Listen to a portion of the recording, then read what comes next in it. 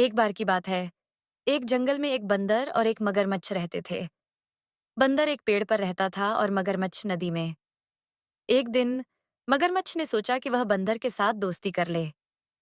उसने अपने दोस्त को बुलाया और दोनों में गहरी दोस्ती हो गई। एक दिन मगरमच्छ ने सोचा कि वह बंदर को अपने घर नदी में बुलाएगा। उसने बंदर से कहा, मेरे घर चलो, मैं तुम्हें एक खास चीज दिखाना चाहता हूँ। बंदर खुशी खुशी नदी के किनारे आया, लेकिन वह पानी में तैरने से डरता था। मगरमच्छ ने उसे एक झूठी कहानी सुनाई कि उसकी पत्नी ने बहुत अच्छा खाना बनाया है और उसने उसे नदी में आकर खाना खाने के लिए आमंत्रित किया। बंदर ने सोचा कि दोस्त का आमंत्रण मना नहीं करना चाहिए और वह मगरमच्छ की पीठ पर बैठ गया। जैसे ही वे नदी में पहुंचे, मगरमच्छ ने अपनी चालाकी दिखाई और कहा, मेरे परिवार को तुम्हारी दिलकश बातें सुननी है, इसलिए मुझे तुम्हारी जान लेनी होगी। बंदर को यह सुनकर बहुत गुस्सा आया और उसने सोचा कि उसे जल्दी से कुछ करना चाहिए।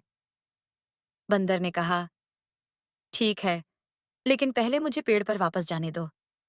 मेरे दिल में एक खास चीज है जिसे मैं अपने पेड़ पर ही छोड़कर आया हूँ। मगरमच्छ ने उसकी बात मान ली और उसे पेड़ पर ले गया। जब बंदर पेड़ पर पहुंचा, उसने जल्दी से अपनी जान बचाने के लिए एक योजना बनाई। उसने मगरमच्छ से कहा, तुम्हें पता है, मैं तुम्हारे साथ अपनी जान गंवाने के लिए खुश नहीं हूं।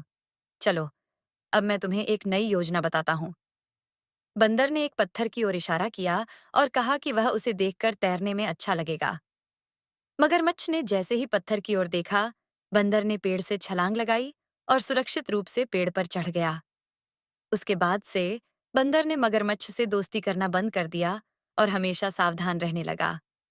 इस तरह उसने अपनी चालाकी से अपनी जान बचा ली।